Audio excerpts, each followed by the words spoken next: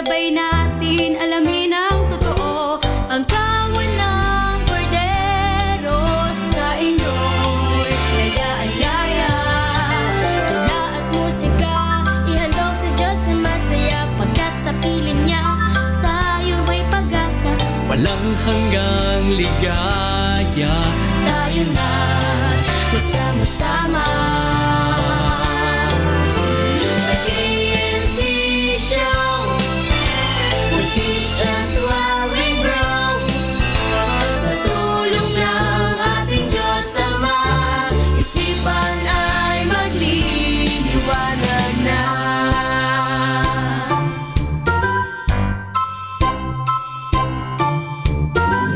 Kapalag nga naman ang bumabasa, katwiran ng Ama ay mauunawa. Kaya't buksan ang Biblia, tayo na magsalo-salo. KNC Show, will teach us while we grow. Sa tulong ng ating Diyos Ama, isipan ay magliliwanag na. Ang turo ng ating Ama ang siyang dapat lakaran. Sa KNC Show, will teach us while we grow. Sa tulong ng ating Diyos Ama, isipan ay magliliwanag. The KNC Show, will teach us while we grow. Sa tulong ng ating Diyos Ama, isipan ay magliliwanag na.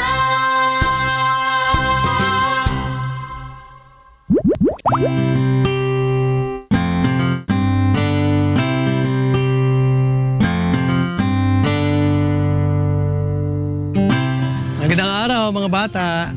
Magandang araw po, Kuya Eric. Mukhang abala kayo ngayon ah. Ano bang ginagawa nyo? Kuya Eric, kanina pa po sila nagsusulat. Di ko naman po maintindihan yung sinusulat nila. Ibang language ata yan, Alicia. Talaga? Marunong kayo magsulat ng ibang lingwahe? Di po, Kuya Eric. Nagpa-practice lang po kami kung paano po isulat ang baybayin. Interesting po kasing pag-aralan kung paano yung paraan ng pagsusulat ng alpabetong Pilipino noon. Siguro, pag-aralan natin ang kasaysayan ng ating alfabetong Pilipino. Gusto nyo ba yon? Opo, Kuya Eric. Siguradong marami po sa amin na hindi pa nakakaalam nun. Maaari, Lexter. Alam nyo, noon, may paraan din ng pagsulat ang mga naging unang tao noon eh. Gumagamit sila ng tapyas na bato bilang sulatan. Basahin natin ang nakasulat sa aklat ng Habakuk 2:2. At ang Panginoon ay sumagot sa akin at nagsabi, isulat mo ang pangitain at iukit mo na malinaw sa mga tapyas na bato upang makatakbo ang bumabasa niyaon. Mahalaga po talaga kung pag-aaralan natin ang kasaysayan ng ating pagsulat, tulad po sa nangyari noon. At yan ang ating verse of the day.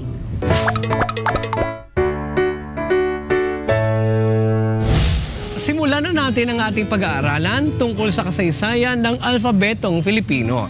Saan ba ito nanggaling at paano ito nagsimula? At alamin din natin kung ano na ang mga naging pagbabago nito. Lahat ng yan sa pagbabalik ng KNC Show!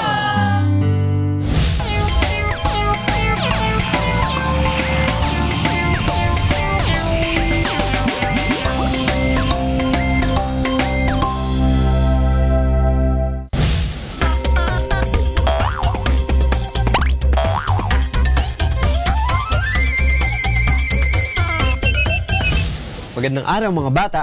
Nung nakaraan ay napag-aralan natin ang mga tula pati na ang mga elemento nito. At para sa kaalaman nating lahat, ang tula ay ginagamit noon sa balagtasan. Ang balagtasan ay isang uri ng pagtatanghal na sumikat noong panahon ng mga Amerikano. Alam niyo ba kung paano ito isinasagawa? Yan ang aalamin natin ngayong araw. Pag-aaralan natin ang balagtasan. Ang balagtasan ay isang uri ng pagtatalo na ginagawa sa pamamagitan ng pagtula. Ito ay galing sa pangalan ni Francisco Baltasar Balagtas. Binuo ito sa pagdiriwang ng kanyang kaarawan. Ito ay binubuo ng tauhan na para bang nagtatalo sa isang korte o may isang lawyer, kriminal at nagrereklamo. Ang layunin ng balagtasan ay makapagbigay aliw sa mga manonood nito. At dito na ipapakita kung gaano kayaman ang ating wika dahil sa iba't ibang uri ng wikang Pilipino ang ginagamit dito. Naipapakita rin dito ang angking talento ng mga Pilipino pagdating sa pagsasalita at pakikipag-ugnayan sa mga manonood sa pamamagitan ng kanilang ginagawang usapin. May sining o art, diba? Mukhang masaya rin gawin ng balagtasan. Nakakaliw itong gawin kasama ang ating mga kaibigan. I-practice din natin ito para mas maasa pa ang ating pagsasalita ng ating wika. Kung loloobin ng Diyos, muli tayong magkita-kita at samahan niyo ulit ako dahil tayo mga batang artistic.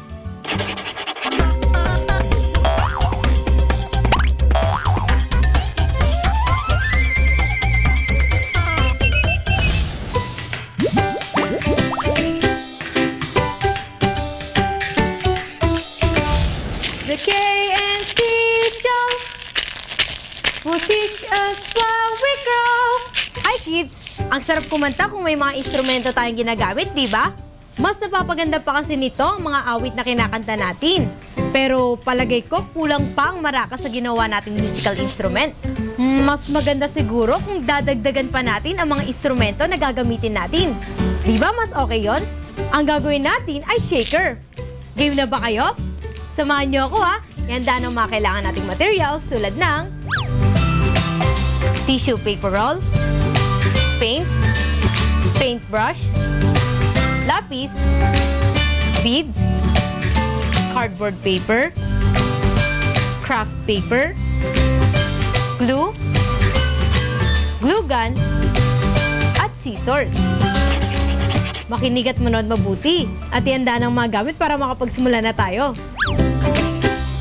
Una, kulayan natin ang tissue paper roll gamit ang pintura. Hintayin itong matuyo. Kapag natuyo na ang pintura, itikit natin ang kabilang dulo nito sa cardboard paper gamit ang glue gun para matakpan natin ang butas. Gupitin natin ang cardboard paper ayon sa sukat ng tissue paper roll. Sunod, lagyan natin ang loob nito ng iba't ibang uri ng beads para makalikha ito ng tunog. Dikitan uli natin ang cardboard paper ang kabilang dulo ng tissue paper roll para tuluyan na itong may sara. Balutan ng tissue paper roll ng craft paper. I-trace naman natin ang magkabilang dulo ng tissue paper roll sa craft paper. Gupitin ito at idikit.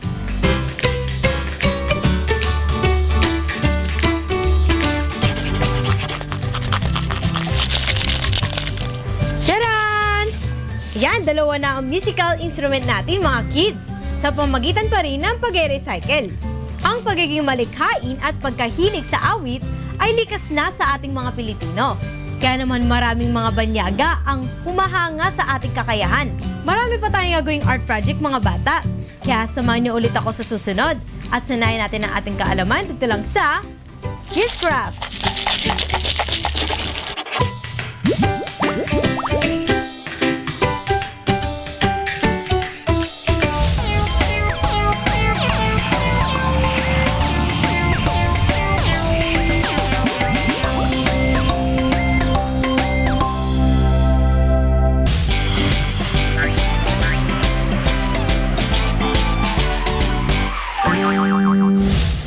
Wika, Tagalog, Filipino,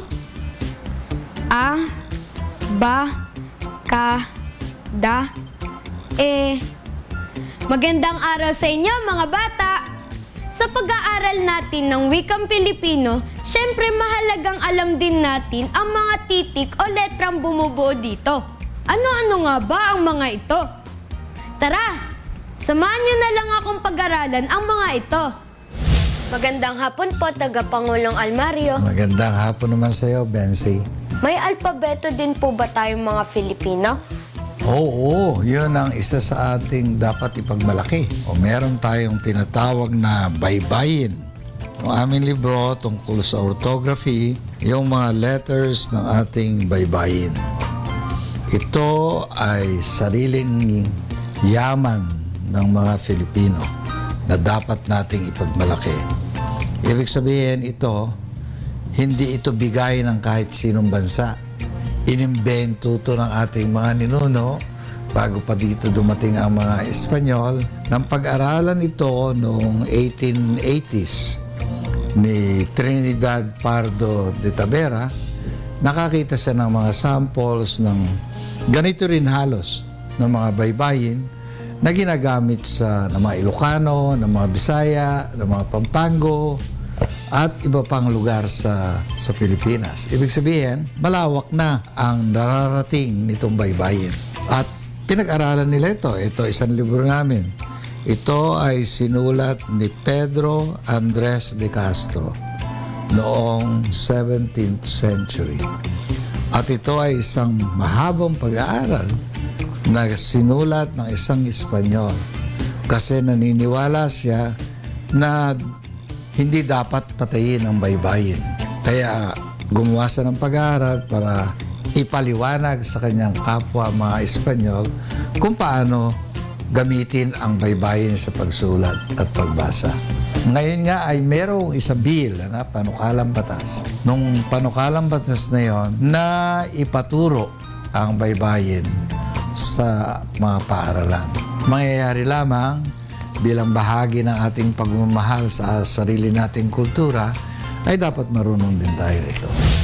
Paano po na-develop ang alpabetong Filipino? Siyang nag-isip kung saan nakinig, dun sa mga sounds na ginagamit ng ating mga ninuno, tapos nilapatan niya ng bawat tunog, lalapatan mo ng titik. At itong ating baybayin, very efficient. Talagang yung pinaka-importanting mga tunog ay may kalapat na letra. At yung correspondence ng letra at ng tunog is 1:1. Kaya madaling gamitin eh.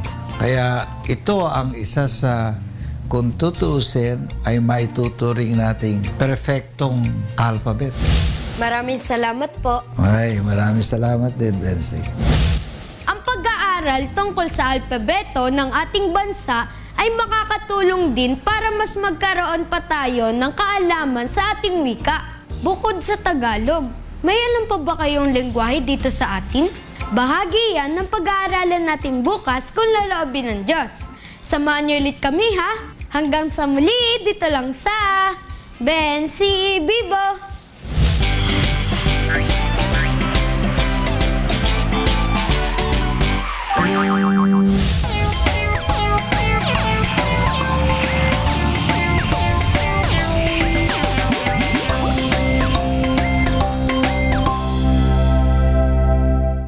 Nakakawili po palang pag-aralan ng tungkol sa kaysaysayan ng alpabetong Pilipino. At mahalaga din po pala na alam natin ang mga pinagdaanan at pagbabago nito. Malaki talagang naging bahagi nito sa ating kasaysayan. At bilang Pilipino, dapat lang na alam natin ito. Ngayon ay punta na tayo sa ating Bible story. Sige po, Kuya Eric. Kahapon ay natunghayan natin ang tungkol sa pagsusugo ng Panginoon kay Jonas sa malaking bayan ng Ninive. Pero sa halip na sa Ninive, ay sa Tarsis po siya pumunta. Nagpasapit po ang Panginoon ng malakas na hangin sa dagat na halos masira na po ang kanilang sinasakyan dahil sa pagtakas ni Propeta Jonas. Oo, at pagkatapos nga ng mga bagay na iyon, heto naman ang sumunod na nangyari. Basahin na natin ang nakasulat sa Jonas 1:8 hanggang 17. Nang magkagayoy, sinabi nila sa kanya, "Isinasamo namin sa iyo na iyong saysayin sa amin kung dahil kanino dumating ang kasamaang ito sa atin. Ano ang iyong hanap buhay? At saan ka nanggaling? Ano ang iyong lupain? At taga saang bayan ka?" Ako'y isang Ebreo at ako'y natatakot sa Panginoon, sa Diyos ng langit na siyang gumawa ng dagat at ng tuyong lupain. Nang magkagayoy, nangatakot na mainam ang mga tao at sinabi sa kanya, "Ano itong iyong ginawa? sapagkat nalalaman ng mga tao na siya'y tumakas mula sa harapan ng Panginoon sapagkat isinaysay niya sa kanila. Nang magkagayoy, sinabi nila sa kanya, Anong gagawin namin sa iyo upang ang dagat ay tumahimik sa atin? Sapagkat ang dagat ay lalo't lalong umuunos. ako'y inyong buhatin at ihagis ninyo ako sa dagat. Sa gayoy ang dagat ay tatahimik sa inyo sapagkat nalalaman ko na dahil sa akin dumating ang malaking unos na ito sa inyo. Gayunmay ang mga lalaki ay nagsisigaod na mainam upang bumalik sa lupa. Ngunit hindi nila magawa sapagkat ang dagat ay lalo't lalong umuunos laban sa kanila. Kaya't sila'y nagsidaing sa Panginoon at nangagsabi, Ipinamamanhik namin sa iyo, O Panginoon, ipinamamanhik namin sa iyo. Huwag mo kaming ipahamak dahil sa buhay ng lalaking ito. At huwag mong ihulog sa amin ang walang salang dugo. Sapagkat ikaw, O Panginoon, iyong ginawa ang nakalulugod sa iyo. Sa gayoy kanilang binuhat si Jonas at inihagis sa dagat at ang dagat ay tumigil sa kanyang puot. Nang magkagayoy, nangatakot na mainam ang mga tao sa Panginoon at sila'y nangaghandog ng isang hain sa Panginoon at nagsipanata. At inihanda ng Panginoon ang isang malaking isda upang lamunin si Jonas. At si Jonas ay napasatihan ng isda na 3 araw at 3 gabi. Binuhat po pala si Jonas at inihagis siya ng kanyang mga kasama sa dagat, kung kaya tumigil ang dagat sa kanyang matinding galit. At napasatihan po ng malaking isda si Propeta Jonas ng 3 araw at 3 gabi na siyang inihanda po ng Panginoon upang siya'y lamunin. Pero ano po bang nangyari kay Propeta Jonas habang nasa loob po siya ng tiyan ng malaking isda? Yan naman ang ipagpapatuloy natin bukas kung loloobin ng Panginoon. Kaya't huwag kayong liliban. Bahagi na ng kasaysayan ng ating bansa ang pagkakaroon ng sariling alpabeto. Kaya nakakawili talagang pag-aralan ng tungkol dito. Mabuti na lang at naging interesado kayo tungkol sa kasaysayan ng ating alfabeto. Gaya na rin ang mga pag-aaral natin ng salitahan ng Diyos nung una. Basahin natin ang nakasulat sa aklat ng Roma 15:4. Sapagkat ang anumang mga bagay na isinulat ng una ay nangasulat dahil sa ikatututo natin, upang sa pamamagitan ng pagtitiis at pag-aliw ng mga kasulatan ay magkaroon tayo ng pag-asa. Alam niyo ba na maraming dialekto at lengguwahe ang ating bansa? Ilan sa mga yan ang salita ng Bicolano, Kapampangan, Visaya at Ilocano. Kaya bukas kung loloobin ng Diyos, aalamin natin kung paano nagkaroon nito at gaano kayaman ang Pilipinas sa wika. Abangan nyo yan, ha?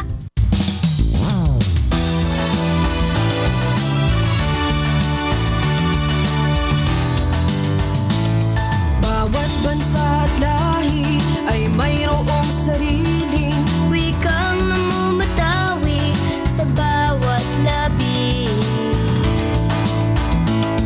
Ang wika ay kailangan sa pagkakakilanlan at magkaunawaan ang buong sambayanan.